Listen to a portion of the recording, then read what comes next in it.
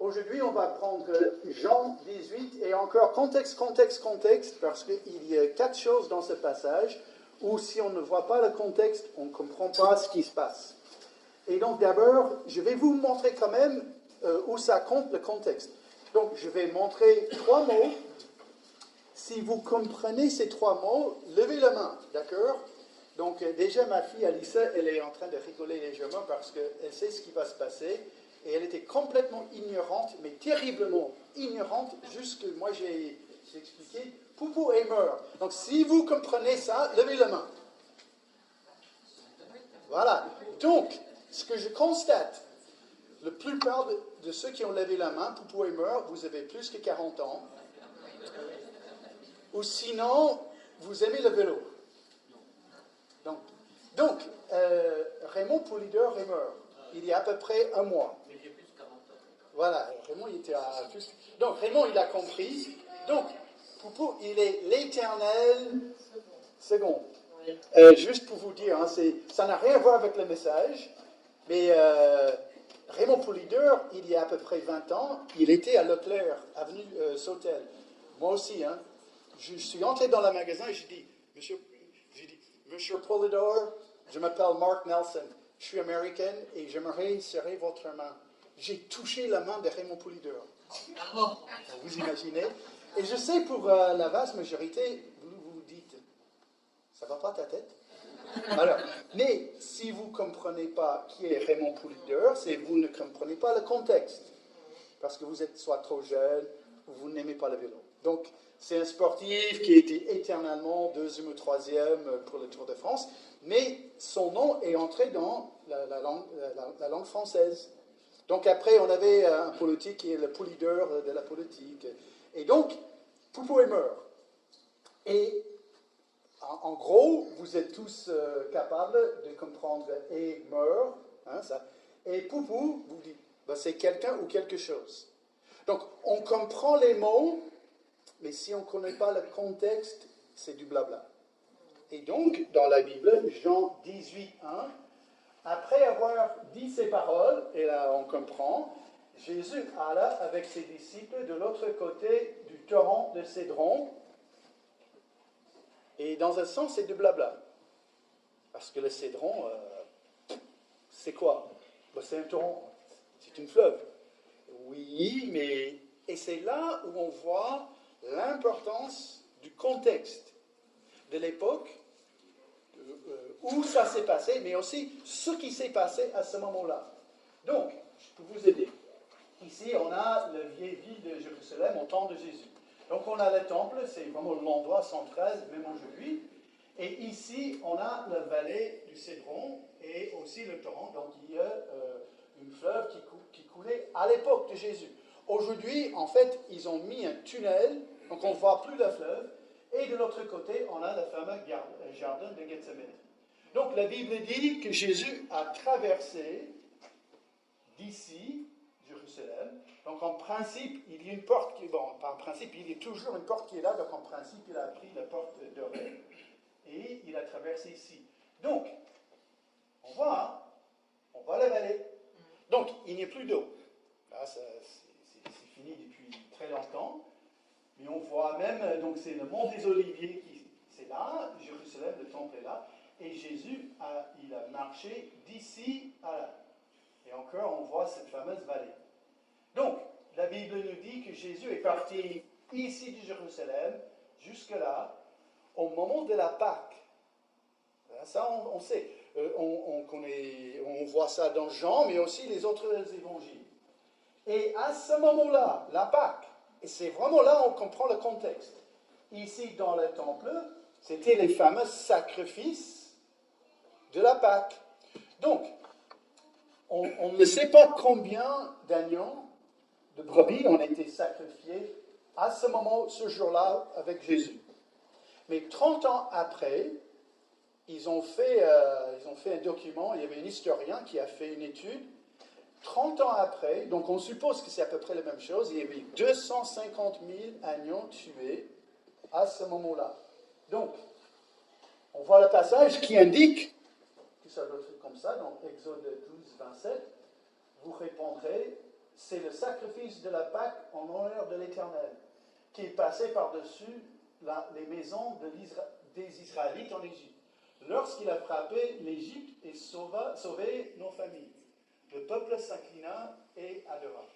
Donc c'est à ce moment-là, on comprend que chaque Pâque, on fait des sacrifices, on fait cette chose-là pour honorer Dieu, pour la façon qu'il a sauvé le peuple. Et voilà, donc bon, si vous aimez les animaux, vous dites, oh non, Marc. Bon, il faut parler avec Dieu. Hein. Bon, ce n'est pas moi qui a créé et inventé ce système, mais, et j'ai mis juste un dessin et on va passer rapidement, mais le sang de 250 000 agneaux, ça fait beaucoup. Ça fait tellement que quand ils ont fait des recherches en fin du 19e siècle, il y avait un Anglais qui a cherché autour de, et même dans le temple, ici donc c'est le fameux temple de Salomon, ils ont trouvé ici un endroit qui était creusé dans la pierre comme un espace je cherche le mot. Voilà, vous parlez bien français, donc merci. Et encore, ils ont trouvé davantage la même chose avec le temple d'Hérode. Et là, ils ont trouvé, et c'est là, où le sang était vidé. Et il ne faut pas trop rester avec cette pensée, mais on est en train de parler des millions de litres de sang. Et ce sang s'est vidé où? Dans le Cédron. Qui, le moment où Jésus, où il a traversé cette fleuve, voilà, de l'autre côté du torrent de Cédron, ici, il y avait un pont, ça coulait rouge. Mais rouge, parce qu'il y avait des millions de litres de sang qui coulaient pendant 2 jours. Et Jésus, il est allé de point A à point B du temple de la ville de Jérusalem, juste de l'autre côté, dans le jardin de Gethsémane. Et Jésus n'était pas aveugle. Et Jésus a tout compris. Et là, Jésus, il allait traverser un endroit où il a compris pourquoi ça coulait rouge. Parce qu'avant Jésus, il y avait un système de sacrifice. Avant Jésus, j'ai péché, donc un animal, quelque chose comme un sacrifice. Pourquoi? J'ai fait quelque chose de mauvais. Et Jésus, il savait. J'allais traverser là, et ça sera la dernière fois. Parce qu'après, ça sera inutile. Après, non, c'est moi qui va me donner, c'est mon sang qui va couler, c'est moi qui va mettre vraiment à fin ce système. Le contexte. Quand Jésus traversait là, on voit dans Hébreux 10, Jésus a fait ce que Dieu voulait. Il a offert son cœur une fois pour toutes. Et nous sommes alors libérés du péché. Et je reste juste là. Donc, avant, dans le système, dans la mentalité, j'ai fait un mal, j'ai insulté un frère, j'ai dit un gros mot, j'avais un coup de jalousie, j'ai triché, j'ai menti, il faut faire un sacrifice. Il faut aller au temple, il faut que je fasse. Avec Jésus, tout est fait. Jésus s'est donné comme le sacrifice suprême. Donc chaque prêtre se tient debout tous les jours pour faire le service de Dieu. Il offre souvent les mêmes sacrifices, mais ceux-ci ne pourront jamais enlever les péchés. Au contraire, le Christ a offert un seul sacrifice pour les péchés. Et quand Jésus traversait cette fleuve-là, le Cédron, il a compris, c'est fait. Donc, c'est-à-dire, aujourd'hui, j'insulte quelqu'un. Ou aujourd'hui, en venant ici, dans ma voiture, je dis quelques mots pas tout à fait corrects, et je montre à quelqu'un qu'il est numéro 1. Vous voyez ce que je veux dire? Avec un droit qui... C'est hallucinant le nombre de fois on voit ça dans la voiture. Hein. J'espère pas avec vous, mais Les gens s'énervent. Et Christ est mort pour ça. Oui, mais il faut que j'aille à l'église, il faut que je fasse un tel truc, il faut que je sache. Non, non, non, non, non, non. Seigneur, pardonne-moi. C'est fait. Oui, mais qu'est-ce qu'il faut que je fasse?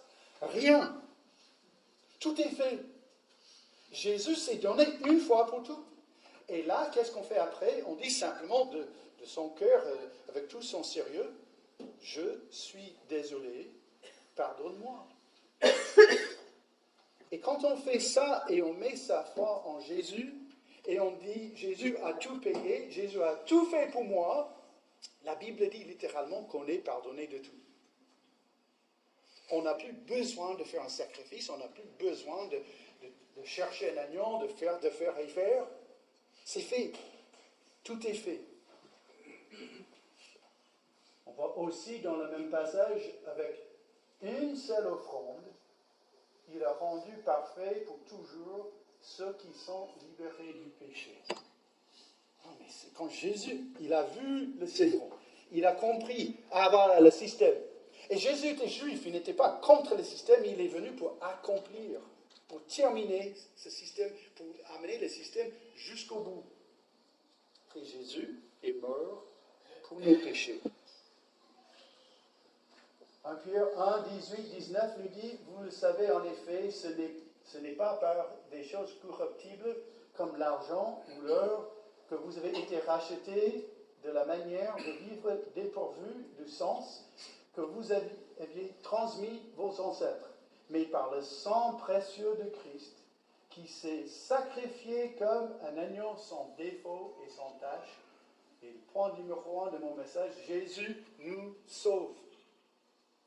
C'est net, c'est clair, c'est dans la Bible. Et quand Jésus a traversé cette fleuve-là, quand Jésus a vu le sang qui coulait là, il est inimaginable que Jésus n'a pas compris, ben voilà, ça c'est le système et c'est moi qui viens pour accomplir, pour donner le salut au peuple, tous les peuples.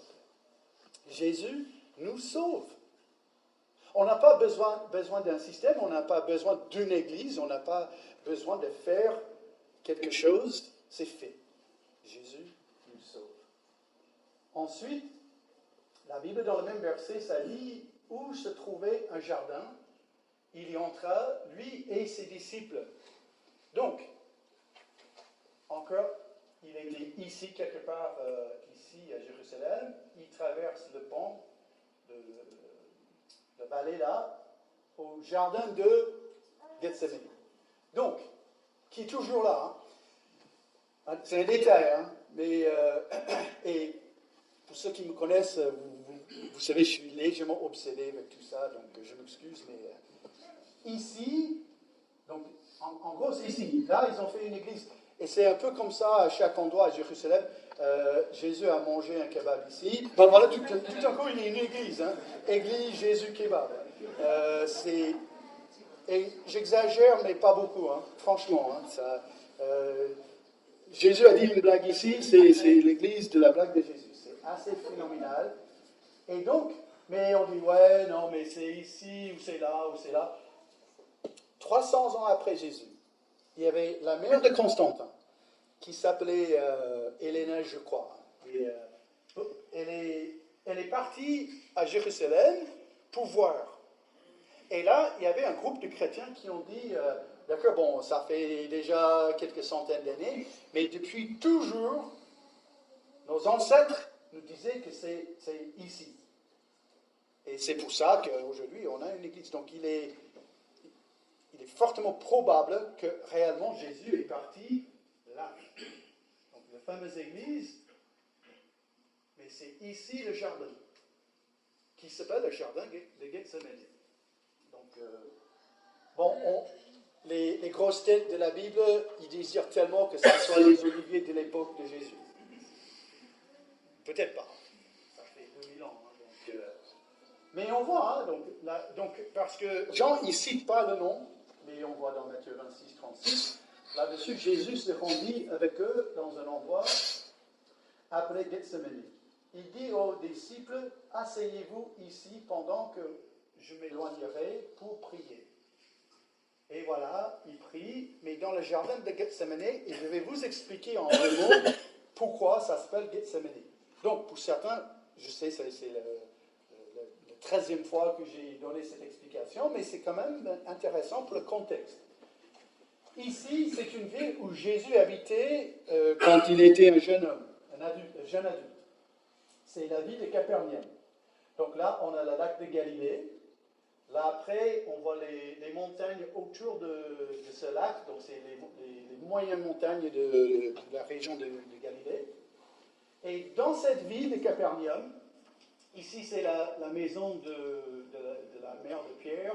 On a un synagogue où Jésus a enseigné. Et là aussi, on a les pressoirs d'olives. Parce qu'en fait, tout autour, il y a les oliviers tout autour de cette ville. Et dans la ville, en fait, ils écrasaient les olives pour faire de l'huile. Et surtout là, il y a, et ça dit en anglais, pressoir d'olives. Mais il y a un nom pour cet objet-là. Et devinez le nom. Gethsemane, pressoir d'olives, qui était aussi le nom du jardin où Jésus... Prenez vos Bibles. Très rapidement, Luc chapitre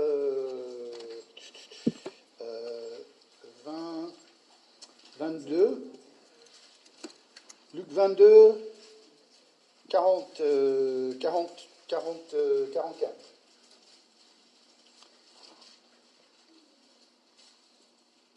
39, ça dit, il sortit et se rendit comme d'habitude au mont des Oliviers. Donc il est dans le jardin. 43, alors un ange lui apparut du ciel pour le fortifier.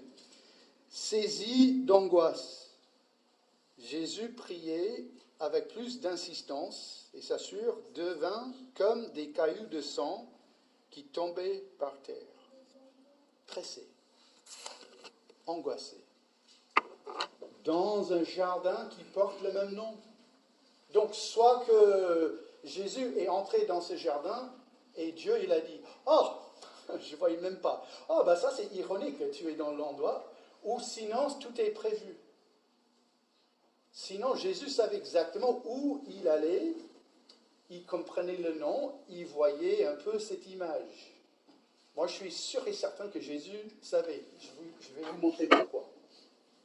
Donc, l'idée, c'est qu'on met des sacs d'olives et on les écrase. Et Jésus, il était dans un endroit où on voit, au moins physiquement, mentalement, il était en train d'être écrasé avec les pensées de ce qui allait se passer. Et moi, je suis certain que, ce que je vois dans le texte, ici dans Jean 18, il y avait deux raisons. Verset 2, Judas, celui qui le trahissait, connaissait aussi l'endroit parce que Jésus et ses disciples s'y étaient souvent réunis. Jésus est entré dans un endroit où il allait être trahi. Jésus savait. C'est après Jésus qui savait tout ce qui devait lui arriver. Et franchement, mes amis, c'est phénoménal que la Bible nous dise ça. C'est-à-dire que Jésus possédait la connaissance. Si je me rends de l'autre côté de la ville, Judas, il va être ici. Donc, je ne sais pas vous, mais si moi, Dieu me donne la possibilité d'être sûr et certain, le chemin que je vais prendre chez moi après le culte, il y aura un accident horrible. Ou moi-même, je vais être paralysé. Vous savez quel chemin je vais prendre? Je vais prendre jusqu'à l'île de Ré, un bateau jusqu'à Miami, après Miami, Los Angeles, Hawaï, Hawaï, Chine, et donc je vais contourner la planète. Et bien pourquoi? Pour éviter l'accident.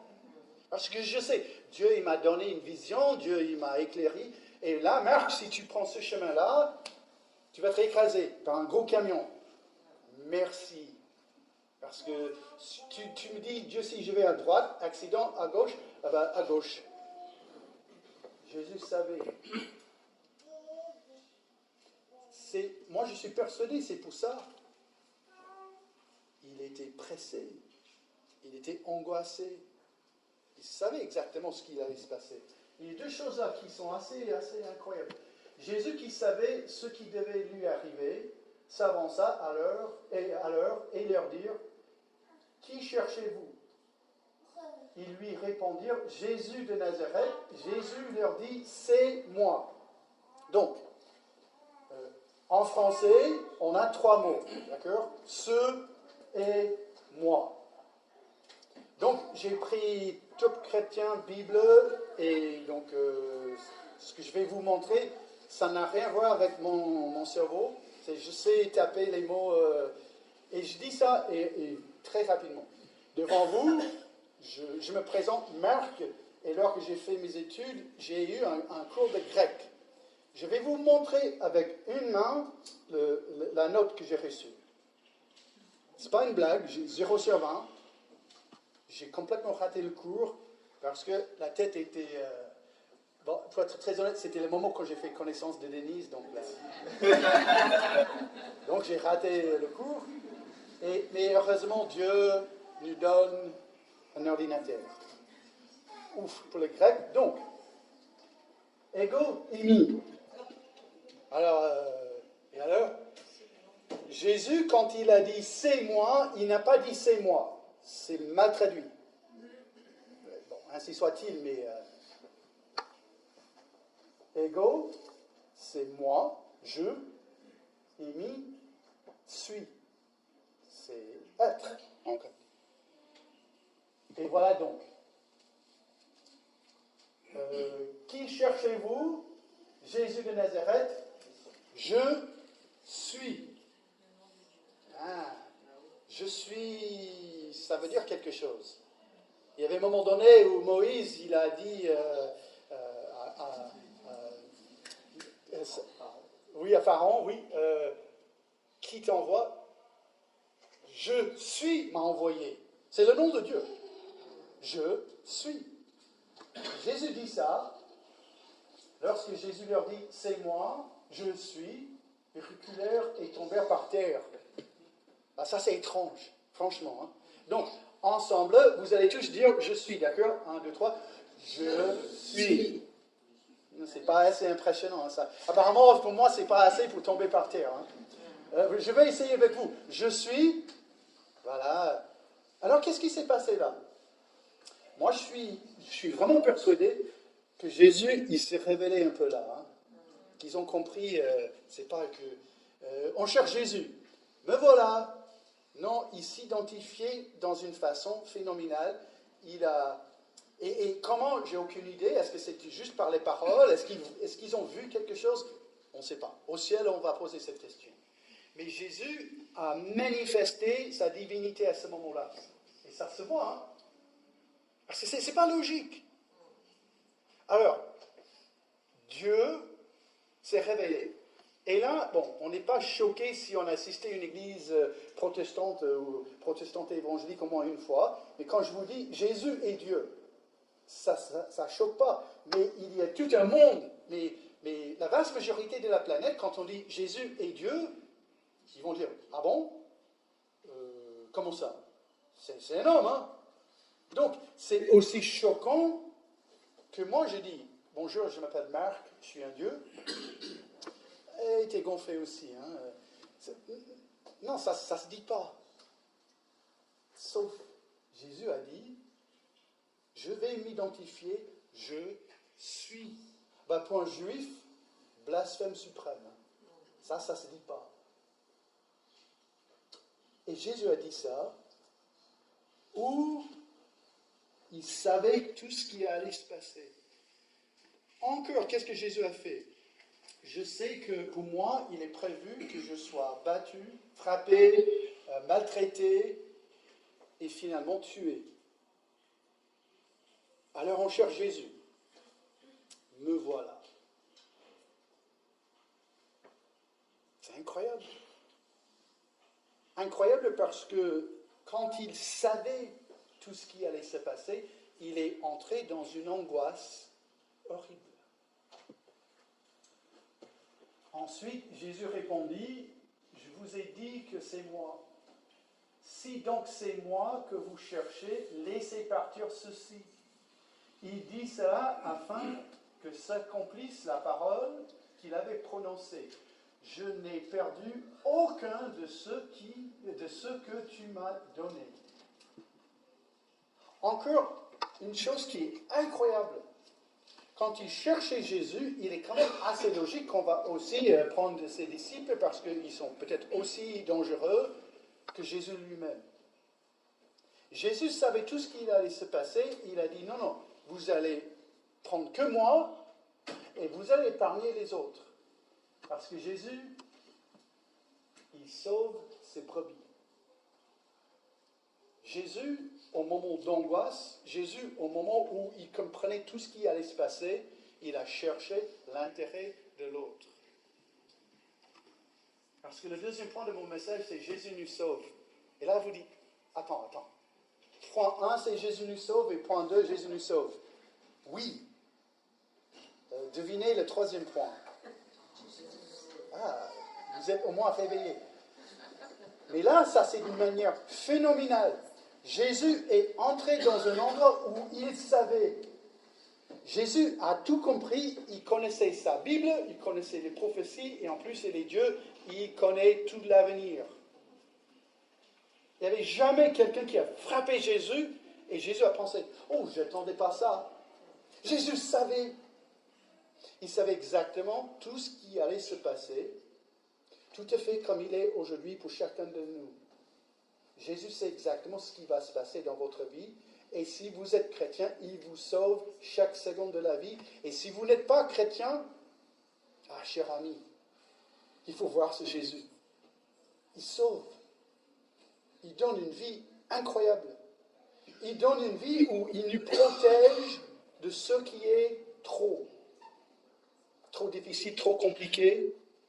Et parfois on gratte la tête et parfois on dit c'est vrai ça? Selon la Bible, oui.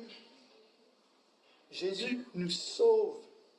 Là d'abord on a vu avec la fleuve, avec le cédron, il sauve et là on parle vraiment du salut. Ensuite on comprend toujours, c'est dans le but du salut, mais qu'est-ce que Jésus a fait? Il a sauvé ses disciples lors de moments très très compliqués. Et on voit quand même, les disciples n'étaient pas exactement très forts à ce moment-là. Et Jésus savait que Pierre allait dire des choses. Jésus savait que les disciples allaient se disperser partout. Et pourtant, il a sauvé ses disciples pendant le moment difficile. Et moi, j'espère qu'aujourd'hui, si vous êtes chrétien, vous comprenez, vous avez le même Jésus. Vous avez le même Seigneur qui vous sauve à chaque instant de la vie. Et je comprends que parfois, on regarde au ciel et on dit, non mais c'est quoi ce salut? Non mais moi je ne comprends pas.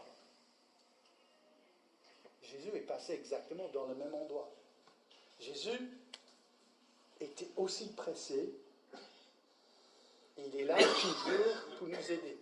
Donc, parce que le temps ça passe, mais ce qui est vraiment essentiel quand même, c'est que quand je parle de tout ça, la lutte, le combat, c'est entre ici et là. C'est une question de foi. Est-ce que je crois réellement de ce qui est dit ici est véridique? Est-ce que c'est vraiment la vérité? Et à la fin de ce passage, on va voir qu'avec Pilate, il va parler de la vérité. Et là, moi, je suis pas pour grand-chose. Ce que je fais ici et ce que j'ai fait à chaque fois, c'était à moi de parler de Jean, et aussi avec Stéphane, aussi avec Jérémie, aussi avec Rudy. On a essayé de vous montrer qu'ici, dans Jean, ce livre est vrai. Donc, quand ça dit que Jésus a marché de point A à point B, on a trouvé les preuves archéologiques. On a trouvé certaines choses qui manifestent « Ah non, mais c'est pas faux. Ah ben là, c'est la vérité. » Parce que là, aujourd'hui, je vous demande d'accepter deux vérités. Jésus sauve et Jésus sauve. Jésus sauve au niveau du péché, Jésus sauve au niveau de tout ce que j'ai fait du mal, Jésus sauve pour l'éternité, et Jésus sauve aujourd'hui. C'est-à-dire, il n'y a aucune épreuve qui est trop compliquée, aucune épreuve qui est trop difficile. Jésus sauve comme il a sauvé ses disciples. C'est une vérité. Mais est-ce qu'on accepte ou pas cette vérité? Ensuite, et on saute quelques versets, ils l'amenèrent d'abord chez Anne, car il était le beau-père de Caïphe, qui était grand prêtre cette année-là. Donc j'avoue, la première fois que j'ai lu ça, d'abord chez Anne, le beau-père. Attends. À l'époque, c'est Anaïas. Donc c'est traduit Anne. C'est un homme. Et qui était le grand prêtre. Donc, encore juste deux mots très rapidement de ce qui se passe ici. Dans le système de judaïsme ici à ce moment-là, il y avait le grand prêtre qui régnait sur tout. Mais à deux niveaux. Il était l'homme qui gérait au temple. Donc c'est lui qui est responsable pour tous les sacrifices. Ça ne veut pas dire qu'il a tout fait, mais il gère tout ce qui se passe. Mais aussi, on est en Israël au moment quand il y avait une occupation. Donc c'est les Romains qui sont là. Donc aussi, il est en liaison avec les autorités. Donc il y avait le roi Hérode qui était un peu entre les deux, et après, avant Anne, en fait, il y avait cette responsabilité de gérer une vie difficile, où on est chez nous, on est le peuple juif, par contre, on ne fait pas tout ce qu'on veut, on est sous occupation. Donc, quand ils ont amené Jésus là chez Anne, en fait, d'abord, c'était pour donner des prétextes. Parce qu'on voit dans le passage, ils cherchaient à mettre à mort Jésus. Et donc, ça fait 20 ans qu'ils pensent qu'ils ont trouvé la maison de Anne. Et en gros, c'est une maison comme ça. Donc, c'est encore, ici, il y a un mikvah. Et donc, chaque village, chaque ville et chaque maison qui était correcte au niveau des Juifs, il y avait le mikvah. C'est un espace de bassin pour se purifier. Donc, on entre dans la maison, et on a vu là, chapitre 16, je crois, Jésus lave les pieds de ses disciples. Et là, on a dit, oui, mais ça c'est parce qu'en fait, il marche en sandales, c'est en plein désert, dont les pieds sont sales, et c'est pas faux. Mais le mikvah, c'était encore autre chose. Quand ils entrent dans la maison d'Anne, là, ils étaient tous obligés de se purifier. Encore pourquoi? Parce qu'à ce moment-là, il faut faire. Donc peut-être entre point A et point B, j'ai dit un gros mot. Donc, je ne veux pas que ce gros mot entre dans la maison. Donc, vous voyez? Le problème, le gros mot reste toujours dans mon cœur. Hein. L'insulte reste toujours dans ma tête. Mais ils sont entrés ici, et à ce moment-là, donc c'est là la vraie maison qu'ils ont trouvée. C'est assez incroyable. Hein? Donc, et ça correspond exactement à ce dessin qu'on a vu. Hein? Le mikvah, toute la maison. Et là, à un moment donné, on voit dans ce passage Jésus et Pierre. On a deux choses qui se passent. Donc, à partir de... On va voir là, verset 15. Simon-Pierre et un autre disciple suivaient Jésus. Ce disciple était connu du grand prêtre. Il entra avec Jésus dans le cour de la maison du grand prêtre. Et on suppose que c'est Jean, là. Parce que chaque fois que dans Jean, quand il dit il y avait un autre, normalement c'est lui. Donc il ne se cite jamais, mais on pense Jean, il a eu accès. Tandis que Pierre restait dehors près de la porte, parce que Pierre n'était pas connu. Et donc, selon la tradition, la famille de Jean, ils vendaient les poissons au grand prêtre. Donc, bon, peut-être, mais en tout cas, il y avait un disciple qui était connu. Lui, il entre dans la maison. Pierre, il reste dehors. Et alors, l'autre disciple, qui était connu du grand prêtre, sortit par là à la femme qui gardait la porte, fit entrer Pierre. La servante qui gardait la porte dit à Pierre, « Ne fais-tu pas partie, toi aussi, des disciples de cet homme ?» Il répliqua, je n'en fais pas partie. Pierre, un homme, il est ici, et une jeune fille, tu es dans ce groupe-là? Tu es un disciple de Jésus, je crois, hein, le visage, ça me dit quelque chose. Non, tu te trompes, hein. Non, mais c'est mon cousin, hein, ou c'est mon jumeau, hein, ça. Non, mais moi, non, ça va. Il n'y a absolument aucun problème, je suis un inconnu. Et au même temps, à peu près, hein, donc est-ce que c'est au second près, on ne sait pas trop, quelque chose s'est passé avec Jésus. Et là, on voit à partir de verset 19, le grand prêtre interrogea Jésus sur ses disciples et sur son enseignement. Jésus lui répondit, « J'ai parlé ouvertement à tout le monde. J'ai toujours enseigné dans les synagogues et dans les temples, où les Juifs se réunissent constamment. Et je n'ai rien dit en secret. Pierre qui dit, ah non, non, non, je suis un inconnu, non, non, Jésus dit, me voilà. Moi, je ne cache rien. Tout ce que j'ai dit là-bas, je vous dis aujourd'hui. Tu veux connaître mes enseignements, aucun problème à ce point-là. Et j'exagère, mais pour les jeunes. Hein. Donc il dit, vous allez sur www.jesusblog, enseignement.hashtag, machin truc, les jeunes, vous voyez ce que ça veut dire. Mais Jésus dit, moi je suis un livre ouvert. Hein. Il n'y a absolument aucun problème. Ce que j'ai dit en Galilée, je vous dis là aujourd'hui. Jésus, il est ouvert. Jésus ne cache rien. Ensuite,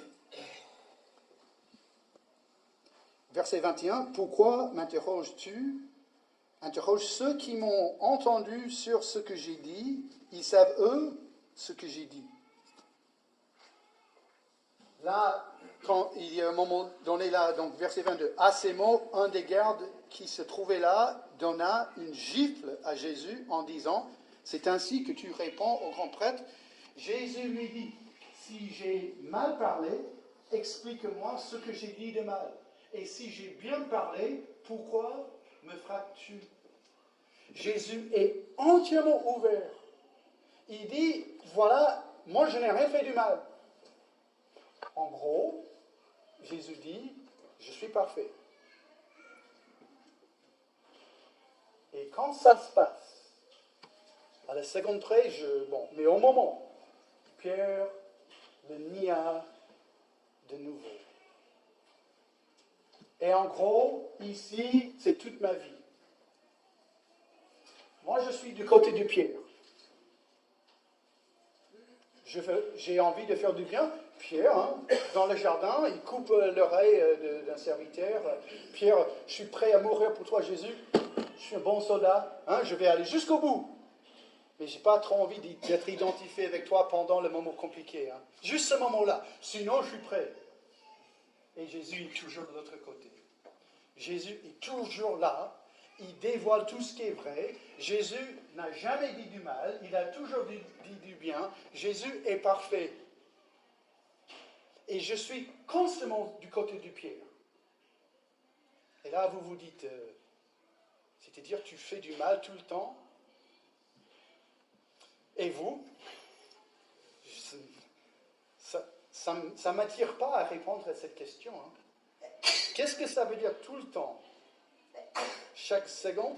Non, parce que j'ai dormi 7h30 minutes là, hier soir. Donc il y avait entre minuit et 7h30 où je n'ai pas trop péché.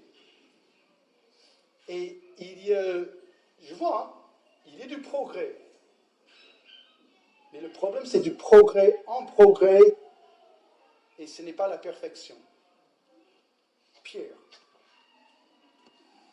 Et de l'autre côté, nous avons un Seigneur et un Sauveur qui n'a jamais dit du mal, qui dit toujours du bien.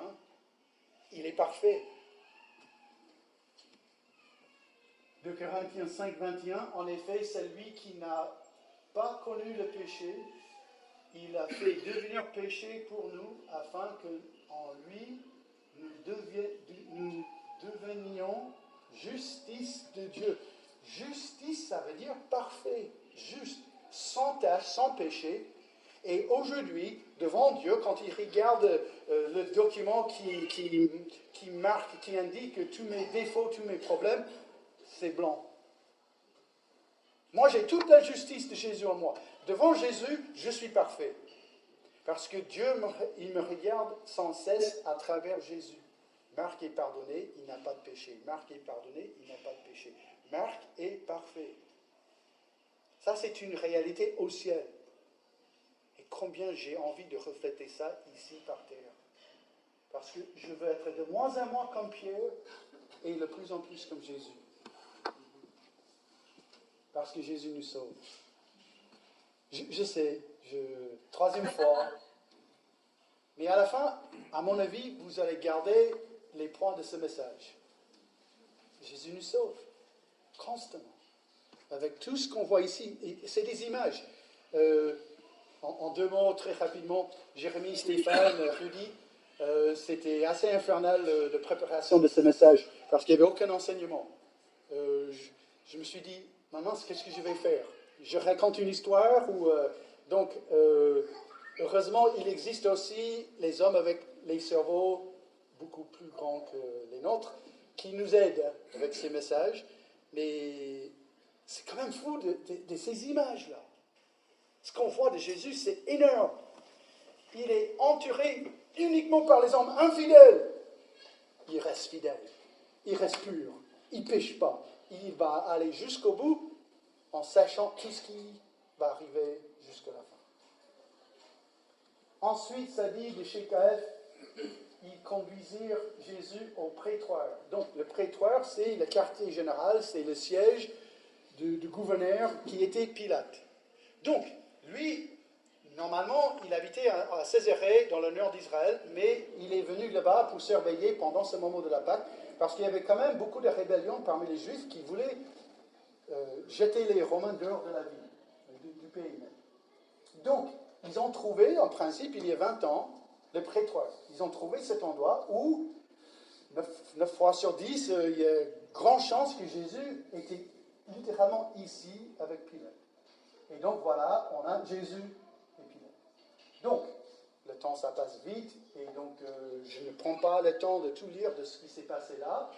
Mais devant Jésus, donc si on imagine que Pilate, il est à peu près comme ça, il était un des hommes forts de tout l'empire de Rome. Donc là, ici, on a le gouvernement et la force la plus forte du monde entier.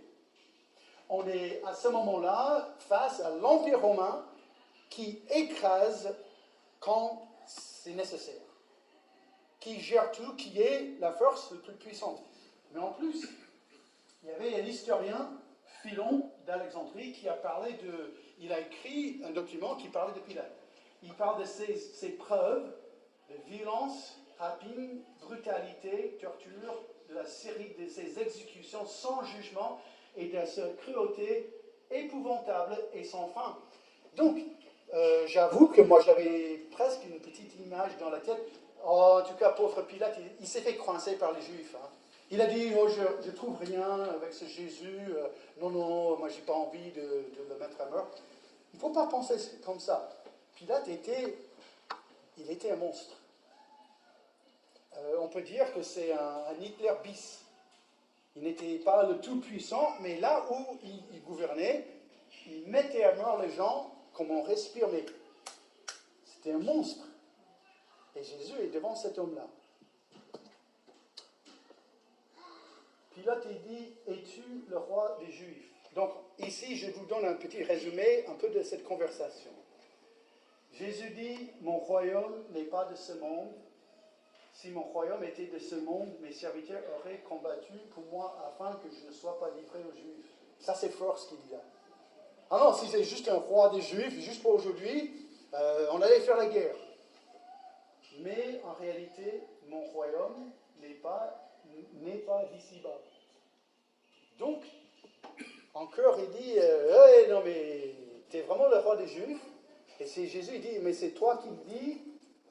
Il dit quand même, toute personne qui est de la vérité, écoute ma voix. La vérité. C'est quoi la vérité? Jean 14, 6 nous dit, Jésus lui dit, c'est moi qui suis le chemin, la vérité et la vie.